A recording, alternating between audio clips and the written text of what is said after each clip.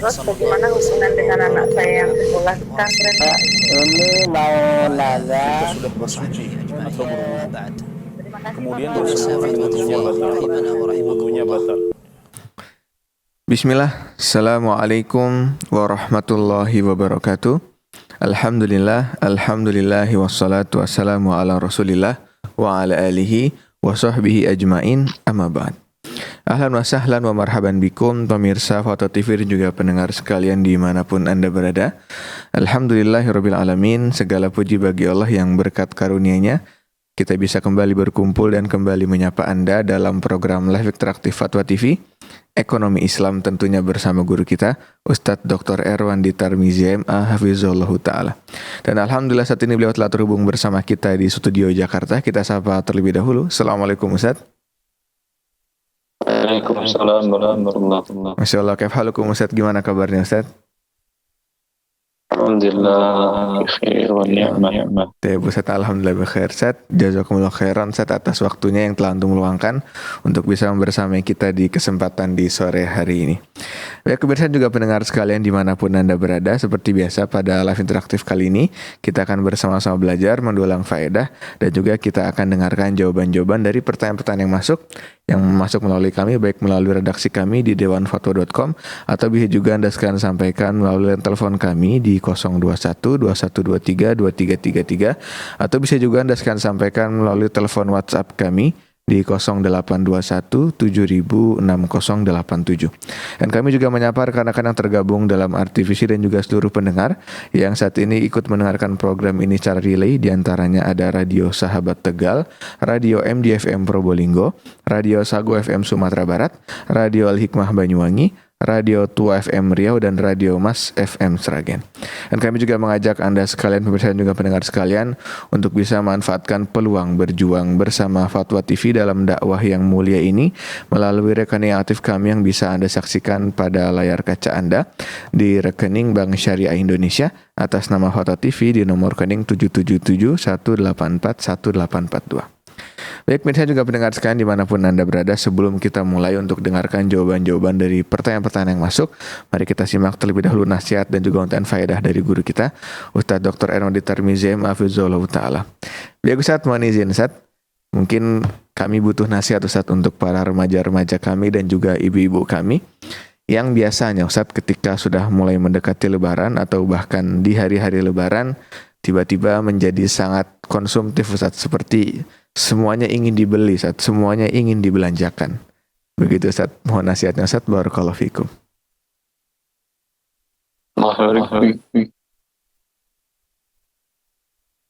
Alhamdulillah rabbil alamin wa bihi nasta'in wa nusalli wa nusallim wa nubarik ala nabiyyi Muhammadin wa alihi wa sahbihi ajma'in.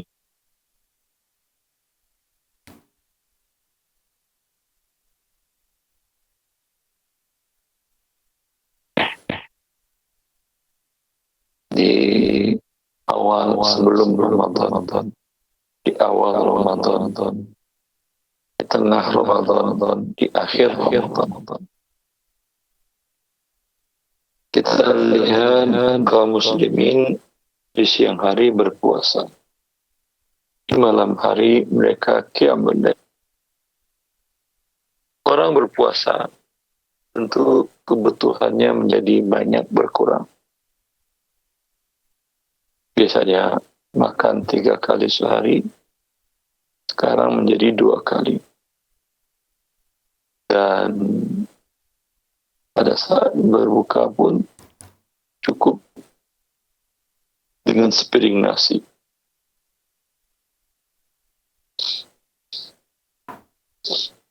Lalu itu tingkat kenaikan harga disebabkan oleh banyaknya permintaan, itu muncul dari mana? Padahal kaum muslimin berpuasa. Ya. Ini muncul dari syahwat orang-orang Islam tadi. Mereka berbelanja bukan sesuai dengan kebutuhan, tetapi sesuai dengan syahwat dan keinginannya, nafsu belanjanya. Kalau kebutuhannya jelas turun. Tapi kenapa harga-harga barang pada naik? Karena permintaan tinggi dan naik. Maka ini tidak seimbang. Kalaulah kaum muslimin, kaum muslimat mau kembali kepada agamanya, ya, yang seharusnya di bulan Ramadan pengeluaran akan berkurang. Tentu ini bagian dari penghematan, apalagi pada saat kondisi ekonomi negara Indonesia tidak stabil. Ya, maka kembali kita renungkan firman Allah yang memerintahkan kita untuk makan dan minum dan tidak berlebih-lebihan. Wakulu washrabu wa la tusrifu innahu la yuhibbul musrifin. Makanlah dan minumlah dan jangan berlebih-lebihan. Untuk kebutuhan pokok kita tidak boleh berlebih-lebihan. Makan dan minum kebutuhan pokok. Ya, apalagi kebutuhan yang sifatnya tidak pokok. Bila kaum muslimin mau mempraktekkan firman Allah Jalla fi'ula ini, alhamdulillah, dia tidak akan butuh berhutang, baik hutang halal apalagi hutang riba, karena rezeki yang dia beri, yang dia terima cukup untuk dia belanjakan untuk kebutuhan pokoknya. Wabillahi taufiq. Baik Ustaz, barakallahu fikum Ustaz, wa jazakumullah khairan atas nasihatnya. Semoga dapat memberikan pencerahan Ustaz ya bagi kaum muslimin di bulan-bulan Ramadan ini. Barakallahu fikum Ustaz, wa jazakumullah khairan. Mohon izin Ustaz, mungkin kita bisa mulai dari pertanyaan yang pertama Ustaz, mohon izin. Baik Ustaz, pertanyaan yang pertama kali ini datang dari Ibu Cita di Kabupaten Bogor. Beliau bertanya, saya ingin memberikan zakat yang lumayan besar untuk kakak saya. Misalnya jatuh tempo saat 1 Syawal. Tapi tidak saya berikan semua, akan tetapi saya angsur setiap bulan. Karena kalau dikasih semuanya, uang 9 juta itu bisa habis dalam waktu 2 atau 3 bulan karena orangnya boros. Dan kalau uangnya sudah habis, otomatis nanti minta tolong ke saya juga. Sedangkan saya juga hidup dari hasil uang jual rumah yang saya keluarkan tiap tahun zakatnya. Begitu Ustaz pertanyaannya, barakallahu fikum. Allah barik fiik. Kalau memang Anda ada kewajiban zakat, ya, itu kalau Anda bayarkan sebelum jatuh tempo, dicicil per bulan, tidak ada masalah. Namanya Anda zakatnya Syawal. Syawal ini Anda zakat. Kemudian setiap bulan Anda zakat lagi, zakat lagi. Untuk tahun depannya itu boleh. Tapi sudah jatuh temponya Syawal ini, Anda berikan hanya 1/8, 1/8 atau 12%. Ya, umpamanya. Atau 1/12 Anda berikan. Berarti sisanya Anda belum membayar zakat. Dan Anda melambatkan pengeluaran zakat, hukumnya haram. Anda berdosa besar. Ya. Maka kalau khawatir dipakai oleh dia, dananya dititipkan ke orang yang mengerti. Umpamanya ada abang laki-laki Anda, atau ayah Anda, atau kakek Anda, atau orang disegani oleh saudari Anda tadi, agar tidak cepat habis di tangan dia. Wabillahi taufiq. Baik Ustaz, barakallahu fikum wa jazakumullah khairan Ustaz atas jawabannya. Semoga dapat menjadi solusi tadi bagi penanya kita, Ibu Cita di Kabupaten Bogor. Kembali kita beralih Ustaz ke pertanyaan berikutnya. Kali ini pertanyaan dari Bapak Sumanta di Kota Jakarta Timur, DKI Jakarta. Beliau bertanya, Assalamualaikum warahmatullahi wabarakatuh. Izin bertanya Ustadz, developer sama bank syariah melakukan akad wakalah. Dan setelah itu, bank syariah sama nasabah melakukan akad murabahah di tempat yang sama tapi berbeda waktunya. Ketika kedua akad tersebut dilangsungkan, unit yang diperjualbelikan sudah 60% berdiri. Kemudian serah terima unit atau kunci langsung dilakukan oleh developer kepada nasabah nanti ketika bangunannya sudah 100% selesai. Pertanyaannya Ustadz, apakah kedua akad tersebut sah dan tidak melanggar syariat? Begitu Ustadz pertanyaannya. Barakallahu fikum. Ini akad tidak sah. Karena murabahah itu syaratnya barang sudah ada. Dia barang dijual dengan harga modal plus margin atau laba.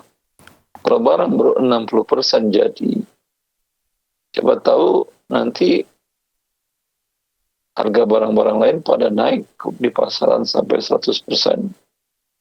Tentu tidak jelas.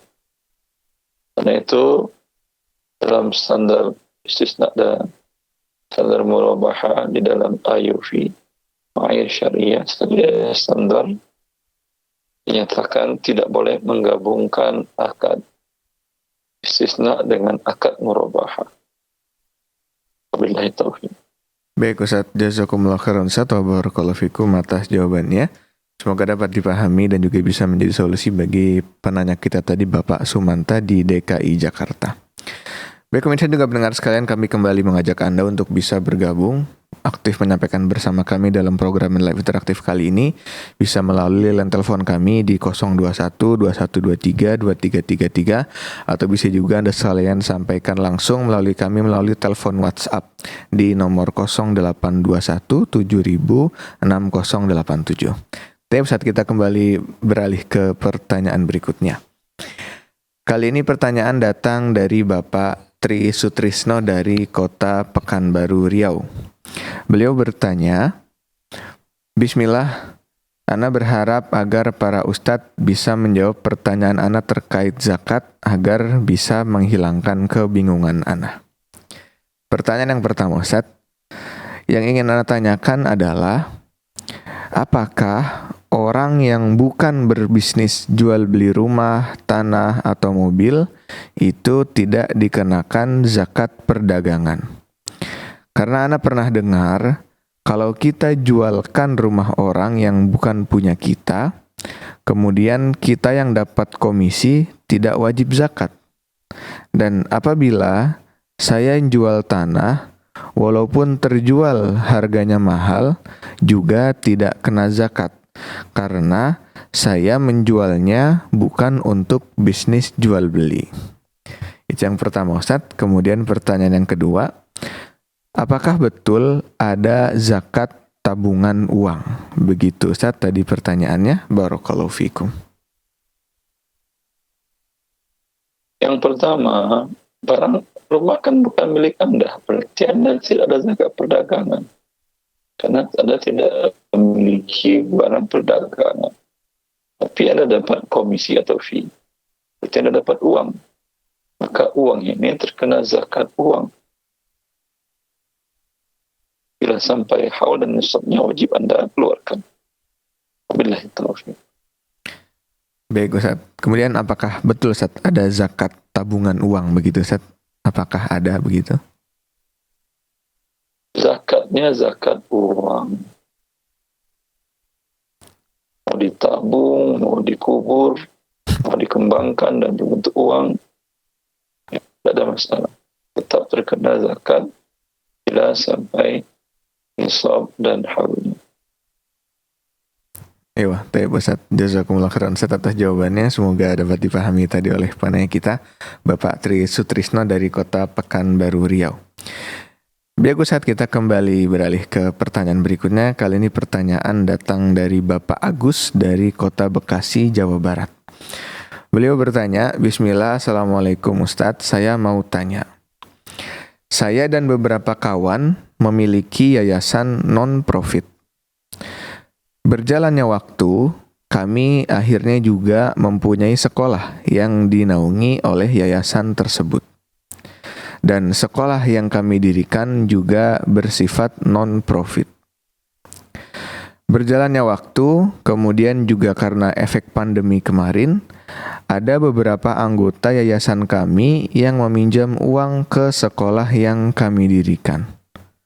Maka yang ingin saya tanyakan adalah, bagaimana hukumnya meminjam uang ke sekolah ataupun yayasan yang kami dirikan sendiri? Apakah yang seperti ini diperbolehkan, Ustadz? Demikian pertanyaannya, terima kasih.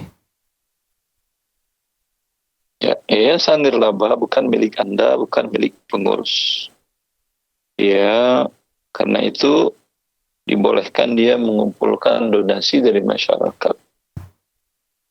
Ya, kalau milik pribadi, milik Anda para pendiri, enak banget. Dapat donasi, jadi bangunan di tanah, kemudian jadi milik Anda. Ada orang-orang kaya sedunia, tidak ada modal. Maka dalam akta pendirian yayasan itu dijelaskan, bila ditutup yayasan, hartanya harus diberikan pada yayasan yang lain. Itu menunjukkan bukan milik Anda. Mulai dari pembina, pengurus, bukan milik mereka. Kalau yang terjadi di lapangan seolah-olah menjadi milik mereka, ini berkhianat terhadap amanah dari masyarakat.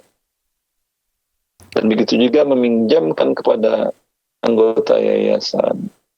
Ini dana umat, tentu untuk kepentingan umat, bukan kepentingan anggota yayasan. Ya.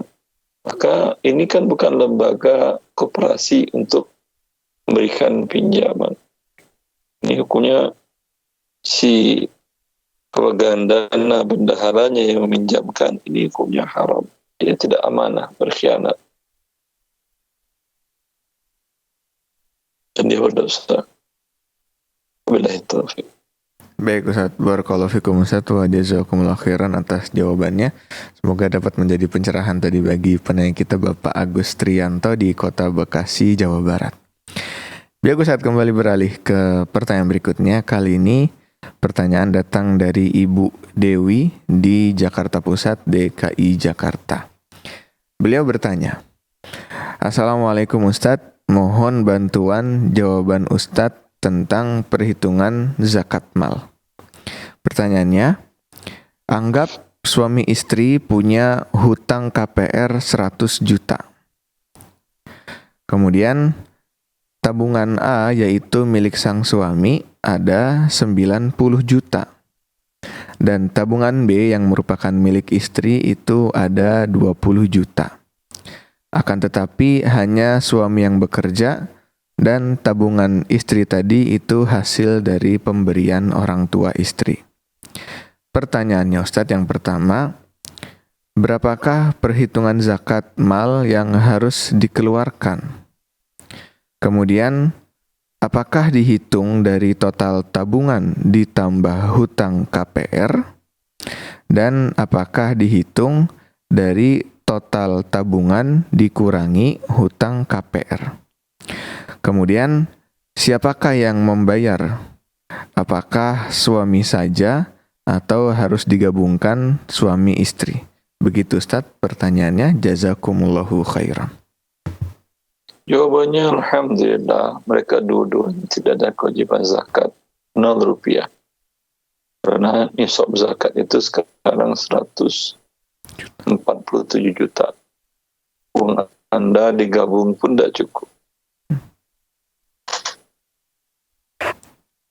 Baik Ustaz, barakallahu fikum Ustaz wa jazakumullah khairan atas jawabannya. Semoga dapat dipahami tadi oleh penanya kita Ibu Dewi Indria dari DKI Jakarta. Kembali kita beralih Ustaz ke pertanyaan berikutnya.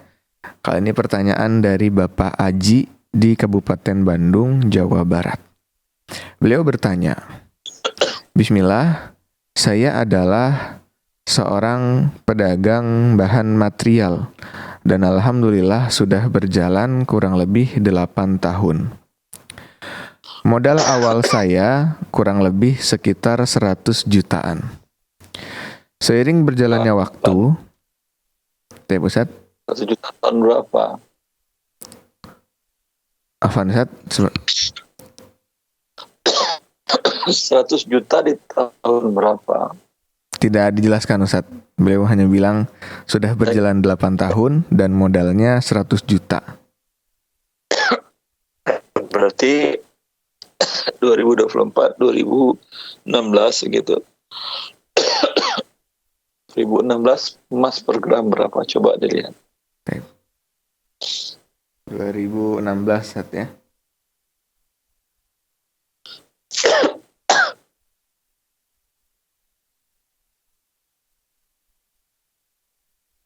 Harga emas di tahun 2016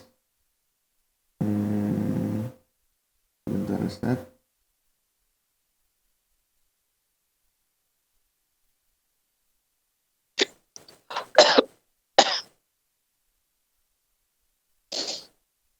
Sekitar 500 ribuan Ustaz per gram. 500.000 kali 85 500 ribu di berarti nah, sejuta sebanyak 43 juta. nah, Tadi yang 100 yang dibilang ke barang semua 100 juta atau ke yang lain-lainnya, berapa yang untuk ke barang? nah ini Ustaz, beliau masih melanjutkan lagi pertanyaan Ustaz. Boleh Anda lanjutkan dulu Ustaz? Silakan. Baik Ustaz. Jadi setelah berjalan 8 tahun Ustaz, seiring berjalannya waktu, saya berdagang dengan sistem barang konsinyasi yang dititipkan supplier di toko dengan bayarnya dicicil per pekan. Omset rata-rata hariannya kalau sedang ramai itu bisa 5 sampai 7 juta per hari. Dan jika sepi itu bisa 2 sampai 3 juta per hari. Keuntungan barang tidak bisa disamaratakan mengingat masih banyak yang nawar juga. Kemudian jika keuntungannya diambil rata sekitar 10 sampai 15%, maka bagaimana Ustadz cara menghitung zakatnya dan apakah boleh jika dikeluarkan zakatnya itu setiap bulan? Begitu Ustadz.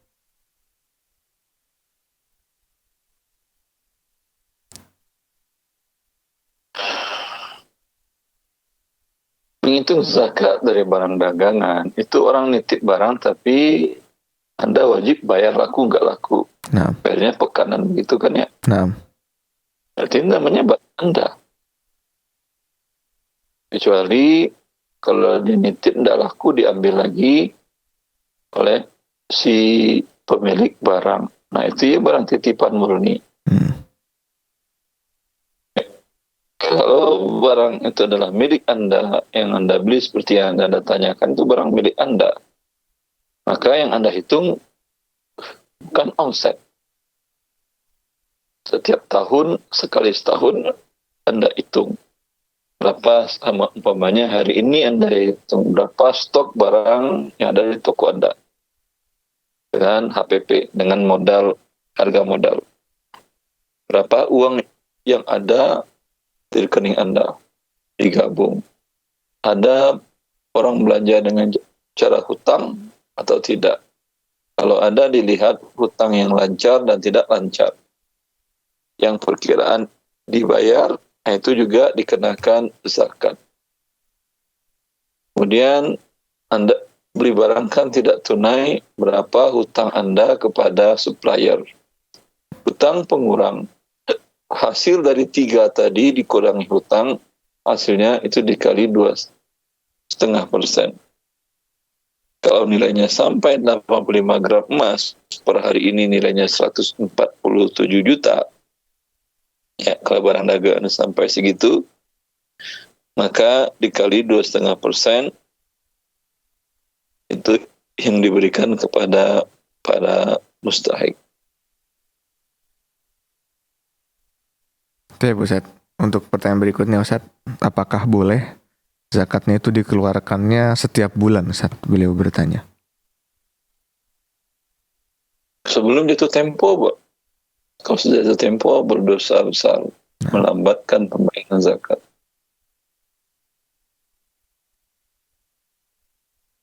Oke, Bu Ustadz.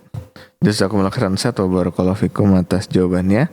Semoga dapat dipahami dan juga bisa menjadi jalan keluar tadi bagi penanya kita, Bapak Aji di Kabupaten Bandung, Jawa Barat. Dan pemirsa juga pendengar sekalian, kami kembali mengajak Anda semuanya untuk bisa bergabung, menyampaikan pertanyaan secara aktif kepada kami, baik melalui line telepon kami di 021 2123 2333, atau bisa juga Anda telepon kami melalui WhatsApp di nomor 0821 7000 6087. Baik, bisa kita kembali beralih ke pertanyaan berikutnya. Kali ini pertanyaan datang dari Bapak Muhammad Rapi dari kota Pangkal Pinang, Kepulauan Bangka Belitung. Beliau bertanya, Bismillah Ustadz, dana zakat mal itu kan seharusnya disalurkan dalam bentuk uang. Nah, bagaimana jikalau penyalurannya itu dalam bentuk pelayanan kesehatan atau pengobatan gratis? Mengingat ini adalah program Baznas RI dan mereka memiliki beberapa program. Salah satunya yaitu klinik rumah sehat Baznas. Jadi bantuannya yang diterima oleh para mustahik adalah dengan berobat gratis di klinik rumah sehat Baznas milik Baznas RI. Kemudian pertanyaannya, Ustadz, bolehkah kami bekerja di klinik rumah sehat Baznas ini? Nah, begitu Ustadz pertanyaannya, barakallahu fikum. Fakir miskin butuh uang untuk makan, untuk sewa rumah, untuk bayar sekolah anaknya, ya. Ini hanya dapat berobat gratis. Cobalah cek berapa kali fakir miskin berobat dan berapa kali dia makan, minum, biaya sekolah anaknya, bayar kontrakan, bayar listrik, bayar air pump, berapa kali. Ya, kecuali kalau pihak yang menyelenggarakan tadi sudah mencukupi kebutuhan semua fakir miskin, sudah diberikan beras butuh berapa setahun, 300 kilo, tadi kirim 300 kilo, uang sekolah anak setahun berapa, 40 juta, dibayarkan uang sekolah 40 juta, kontrakan berapa setahun, 20 juta, dibayar kontrak setahun, udah selesai, ya udah. Ini kami ada klinik bagi Anda gratis, fakir miskin, bagi yang lain silahkan berbayar. Nah, itu tidak apa-apa. Ya. Fakir miskin kelaparan disuntik, tidak ada gunanya. Yang lapar Indonesia tidak butuh suntik. Indonesia lapar itu butuh nasi.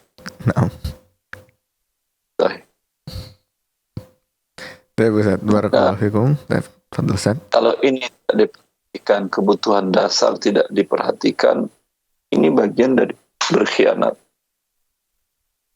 Digunakan untuk rumah sehat. Padahal itu uang makan orang. Uang makan bukan orang biasa, fakir miskin. Itu kan artinya uang kebutuhan dasar. Uang makan mereka, uang sekolah anak mereka, uang kontrak rumah, bayar listrik, bayar segala macam, dipakai untuk bayar rumah sehat. Ini kan berkhianat terhadap amanah dana zakat diserahkan kepada badan ini. Bila bekerja di tempat tadi berarti membantu pihak tadi berkhianat. Wallahu a'lam. Baik Ustaz, barakallahu fikum Ustaz wa jazakumullah khairan atas jawabannya. Semoga dapat dipahami tadi oleh penanya kita Ustaz. Ustaz, mohon izin kita kembali beralih ke pertanyaan berikutnya. Kali ini pertanyaan dari Bapak Abdul Arif di Kota Batam, Kepulauan Riau. Beliau bertanya, Bismillah, Ustadz, saya bekerja di sebuah perusahaan BUMN non-riba, yaitu BUMN yang bergerak di bidang infrastruktur katanya. Nah, di BUMN ini setiap tahun ada jasa produksi atau bonus yang dibagi ke karyawan. Bonus tersebut diambil dari keuntungan perusahaan di mana salah satu unsurnya adalah pendapatan bunga dari dana perusahaan yang disimpan di bank. Pertanyaannya, bagaimana hukumnya bonus bagi saya tersebut, Ustadz? Dan apakah ada unsur haram dari persentase keuntungan riba tadi? Kemudian jika iya, bagaimana cara membersihkannya? Begitu Ustadz pertanyaannya, barakallahu fikum. Ya, kalau ada unsur dapat dari uang riba, bunga, deposito, ya itu riba, haram Anda ambil. Tapi kalau tidak Anda ambil semuanya, hilang yang halal yang banyak, maka ambil semuanya. Yang halalnya Anda gunakan, yang haramnya Anda, yang dari bunga ribanya Anda berikan ke fakir miskin.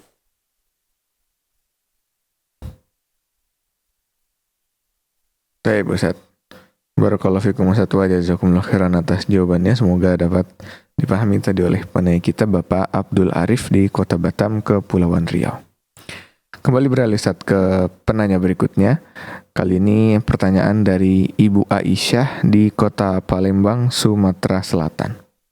Beliau bertanya, Assalamualaikum Ustadz, jika kita telah menyesuaikan akad KPR rumah dengan bank syariah dengan syarat-syarat seperti ditegaskan tanpa riba, tanpa denda, dan tanpa sita. Kemudian akad tersebut disetujui oleh bank. Apakah akad tersebut bisa dijalankan? Dan kondisi sekarang dalam proses penjualan rumah hasil warisan dengan maksud jika rumahnya terjual maka akad segera dilunaskan dengan KPR syariah tersebut. Karena jika tidak segera diakadkan, maka stok rumahnya segera habis dan kami kebetulan ingin segera pindah rumah. Begitu Ustaz pertanyaannya, jazakumullahu khairan.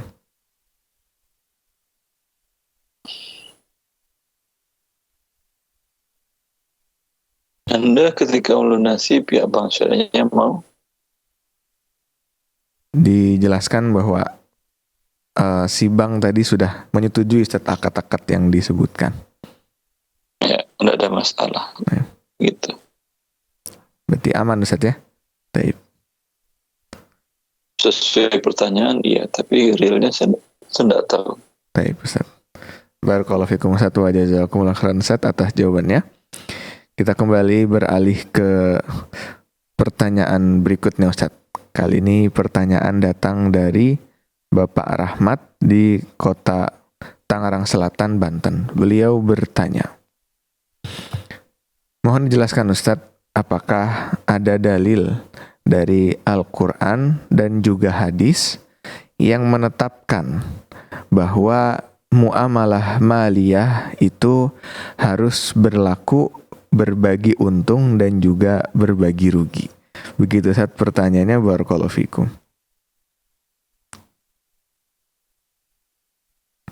Tidak paham saya bertanya. Beliau bertanya Ustaz, apakah ada dalil dari Al-Quran atau hadis yang mengatakan bahwa kalau kita bermuamalah maliyah itu maka harus berbagi untung dan ruginya juga Ustaz? Begitu pertanyaan Ustaz, mohon dijawab, apa bisa dipahami Ustaz? Saya tidak paham maksud pertanyaannya. Yang ditanyakan huruf-hurufnya saya dengar, tapi yang diinginkannya karena muamalah maliyah itu dari A sampai Z banyak bentuknya. Nah. Ada akad jual beli, Baik. ada akad jaminan, ada akad musyarakah. Banyak turunannya. Baik. Yang mana dia masuk semua muamalah. Ya. Baik. Kalau Anda jual beli, tidak mungkinlah Anda mau rugi. Nah. Kalau mau jual beli, kalau Anda sewa juga Anda rugi. Anda sudah sudah berikan uang, ya Anda dapat imbalan lah. Lalu yang diminta dalil, pertanyaannya tidak paham saya, dalil apa lagi? Kalau pertanyaannya paham, nanti insya Allah saya carikan dalil. Baik, Ustaz. Baik, Ustaz. Barakallahu fikum Ustaz wa jazakumullah khairan Ustaz atas jawabannya. Izin Ustaz, kita kembali beralih ke pertanyaan berikutnya. Kali ini pertanyaan dari Bapak Hamzah di DKI Jakarta. Beliau bertanya, Assalamualaikum Ustaz, izin bertanya, kami melakukan transaksi jual beli sebagai berikut. Saya japri ke si A, dan si A ini mengirimkan... Apa itu? Oke, Ustaz. Apa itu japri? Oh, menghubungi Ustaz lewat WhatsApp. Ngechat begitu Ustaz. Terus? Baik. Kemudian setelah kami kirim pesan ke si A mengirimkan foto barangnya yang mau dijual dengan harganya ke saya. Itu barang milik si A. Nah, Ustaz. Terus? Kemudian setelah harganya setuju, pembayarannya saya titipkan lewat B dengan cara ditransfer ke si B untuk dikasih ke A. Nah, dan untuk sementara barangnya saya titipkan dulu ke A. Baru kemudian si B membeli barang tersebut ke saya secara kredit dan mengambilnya sendiri barang tersebut dari tempatnya si A. Apakah paham, Ustaz? Taib Ustaz, Anda juga afwan kurang paham Ustaz. Kita pindah ke pertanyaan berikutnya Ustaz ya. Kalau pertanyaan Anda sepertinya sulit orang membacakan, sebaiknya telepon langsung. Taib Ustaz. Kurang jelas saya tanyakan rinciannya, dan itu bisa diberikan jawaban. Taib Ustaz. Barakallahu fikum Ustaz wa jazakumullah khairan, dan kami kembali mengajak Anda sekalian pemirsa untuk bisa tergabung bersama kami menyampaikan pertanyaan aktif langsung secara Ustadz kepada Ustadz. Bisa melalui telepon kami di 021 2123 2333 atau bisa juga Anda sampaikan pertanyaan lambut secara langsung melalui WhatsApp kami di 0821 706087. Baik, kita beralih ke pertanyaan berikutnya Ustadz. Kali ini pertanyaan datang dari telepon Ustaz. Alhamdulillah, kita sapa terlebih dahulu penelpon kita. Assalamualaikum Fatwa TV. Waalaikumsalam warahmatullahi wabarakatuh. Ya Ibu, silakan untuk Ustaz pertanyaannya. Ya. Assalamualaikum warahmatullahi wabarakatuh, Ustaz. Waalaikumsalam warahmatullahi wabarakatuh. Begini Ustaz, di lingkungan kami, daerah kami, ketika menjelang pilkada itu, diberi amplop oleh seseorang, saudaranya yang mencalonkan itu. Saya menolak, entah gitulah, saya begitu. Terus bilangnya dia begini, ini bukan apa-apa Bu. Ini cuma kasih sayang sebagai anak dan ibu. Nggak usah lah. Terus dia itu memangsa saja, saya diterima. Terus saya terima dan akhirnya saya salurkan ke pondok. Bagaimana yang seperti itu, Ustaz? Apa diperbolehkan oleh syariat atau bagaimana? Terima kasih jawabannya. Jazakallahu khairan. Assalamualaikum warahmatullahi wabarakatuh. Ya, ini pemberinya adalah ar-ra'ish bainahuma. Pemberinya adalah perantara riswah. Sedangkan dana yang dikeluarkan oleh yang mencalonkan diri jadi anggota legislatif tadi, dia adalah pemberi riswahnya. Rakyat yang menerima, seperti yang bertanya, dia adalah penerima riswahnya. Dan mereka diancam Nabi SAW ada di dalam neraka. Harusnya ibu tidak menerima sama sekali. Tapi karena sudah terlanjur ibu terima, banyak-banyak beristighfar kepada Allah. Dan jangan diulangi lagi. Dan uangnya diapain? Ya dimanfaatkan, diberikanlah untuk kepentingan umum. Seperti yang Anda lakukan tadi, diberikan ke pendidikan Islam, silahkan.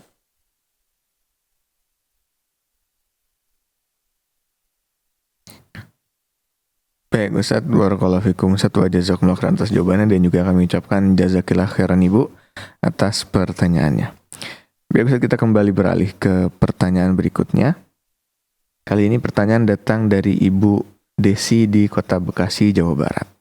Beliau bertanya, Assalamualaikum Ustadz, semoga Ustadz dan tim selalu dalam lindungan Allah. Izin bertanya Ustadz, bagaimana hukumnya menunda pembayaran kepada mandor bangunan selama 1 bulan lamanya setelah mereka menyelesaikan pekerjaannya dengan kesepakatan kedua belah pihak? Apakah ini termasuk menyelisih hadis Nabi yang mengatakan bayarlah upah pekerja sebelum kering keringatnya? Begitu Ustadz pertanyaannya, jazakumullahu khairan. Kalau mereka sudah ada perjanjian dan saling setuju, tidak ada masalah. Itu kalau tidak ada perjanjian, iya, dibayar setiap hari sebelum kering-keringatnya. Selesai dia, masih berkeringatan, dibayar. Tapi pada perjanjian dibayar di akhir bulan, dan mereka setuju, juga tidak ada masalah.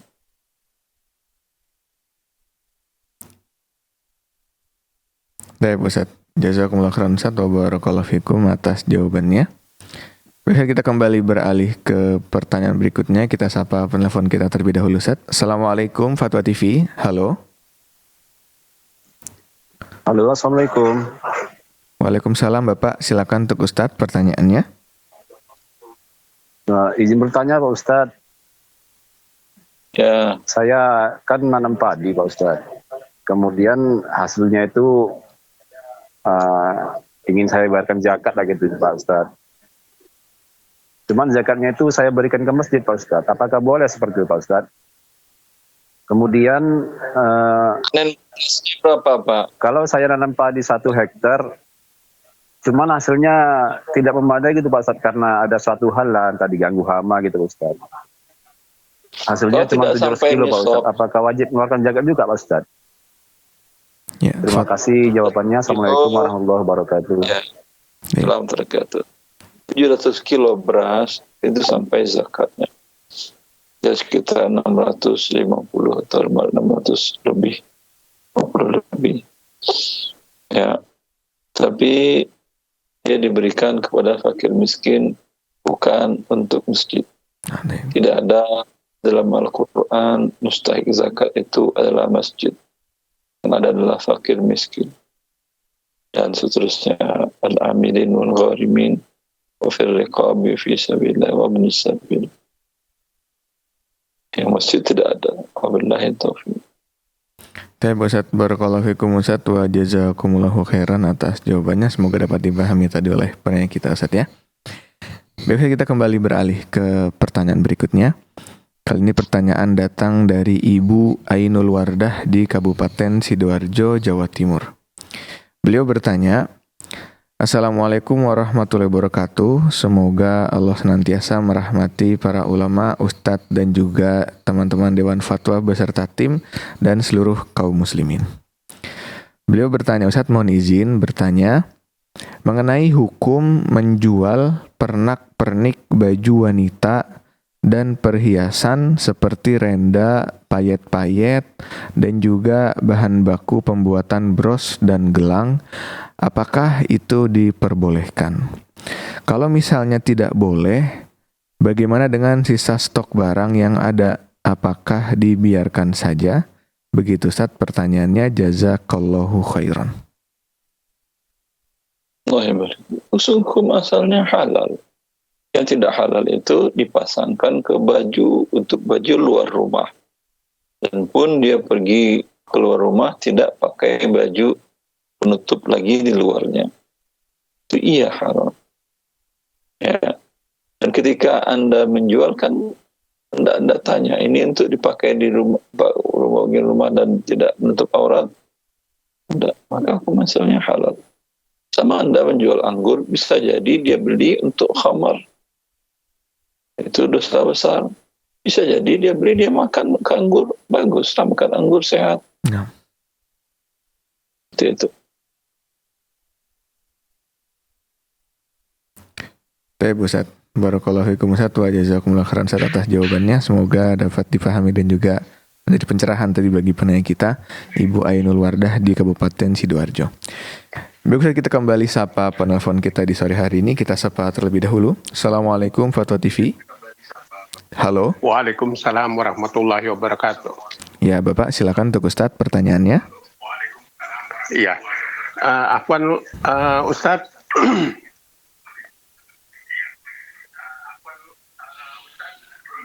Ya, silakan Bapak. Ana mau nanya Ustadz, kami kan punya rumah waris dari orang tua yang sudah meninggal.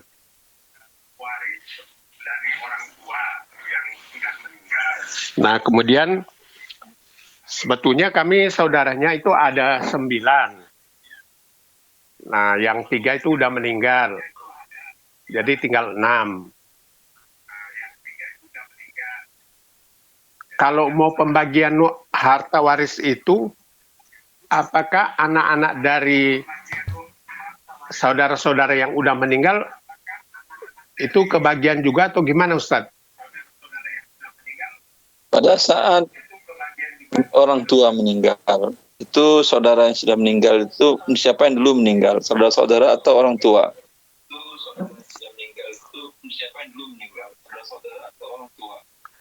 Orang tua udah meninggal. Kalau kita dari yang Tanyanya 9 siapa yang bersaudara lebih itu sekarang ini tinggal 6.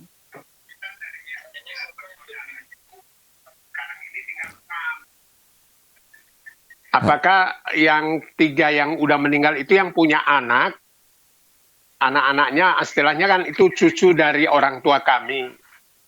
Apakah masih kebagian harta warisan juga atau gimana Ustadz? Saudara Anda 3 yang meninggal itu kapan meninggalnya? Apakah setelah Bapak meninggal atau sebelum orang tua Anda meninggal? Meninggalnya sebelum orang tua meninggal. Kalau sebelum orang tua meninggal, berarti anak-anak beliau tidak dapat hak waris dari Bapak Anda.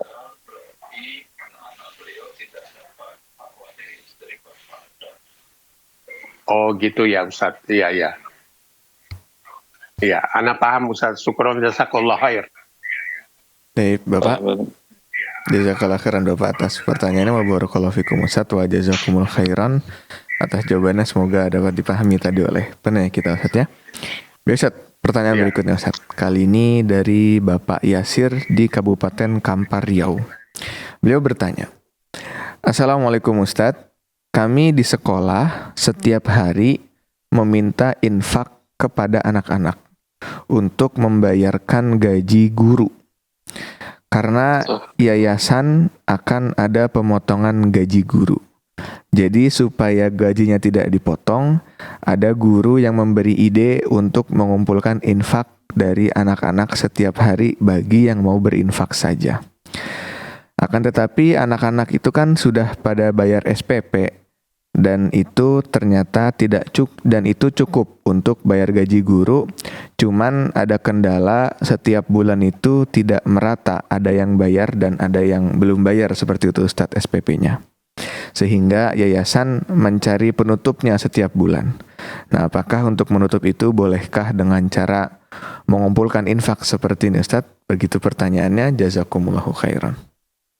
Sekolahnya tingkat apa ini? S1, S2 atau? Tidak dijelaskan Ustadz, tapi beliau pakai kata anak-anak Ustadz. Mungkin masih sekolah biasa begitu Ustadz, bukan kuliah. Anak-anak banyak, Nah, anak SMA, Nah, Ustadz. SD. Kalau itu adalah sekolah SD, anak-anak belum balik dan berakal atau belum balik, haram meminta sumbangan ke mereka. Ya. Semua para ulama sepakat bahwa anak-anak itu hartanya tidak boleh diambil untuk diinfakkan. Apalagi mereka berinfakkan. Kata itu tidak boleh.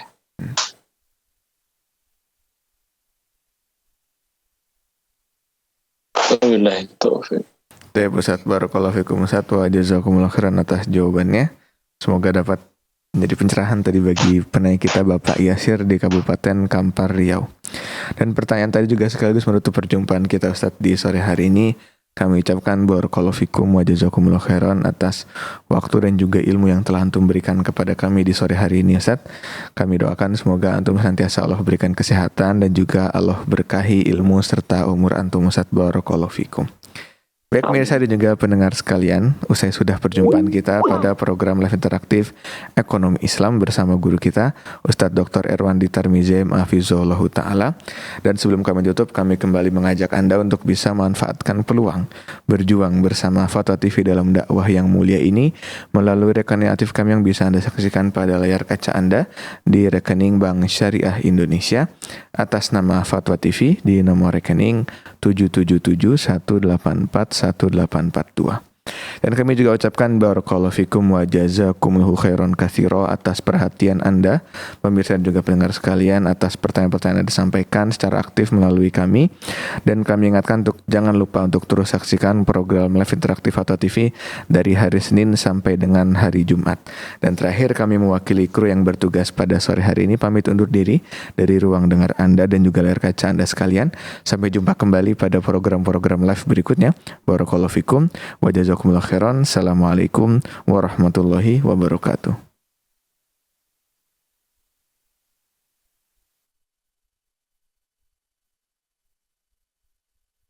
Sudah bersuci atau berwudu, kemudian bersama